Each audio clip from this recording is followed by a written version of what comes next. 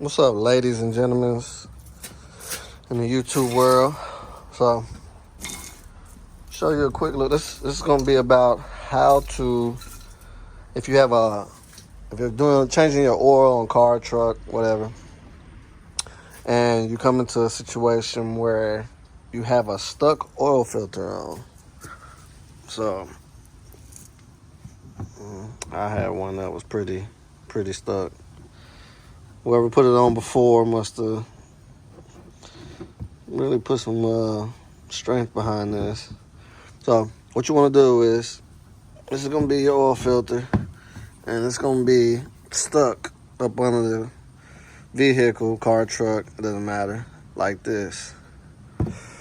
What you're going to want to do is find a screwdriver or something like that. Something like this. And you're going to want to just maybe drill a hole first in it. And then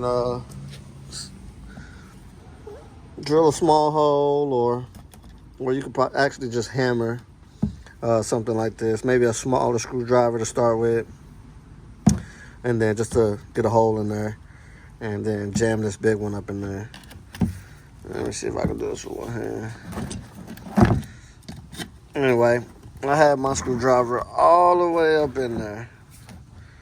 It's gonna look something like this. And that way it give you a little leverage to turn it. And you just spin it. It'll pop right off. So that's a little tip, trick, or whatever, to taking a stuck oil filter off a truck, car, or whatever vehicle you're working on. If you can't get it off with normal tools like this, that's another way. So hope that can help some of you all out there, and have fun. God bless.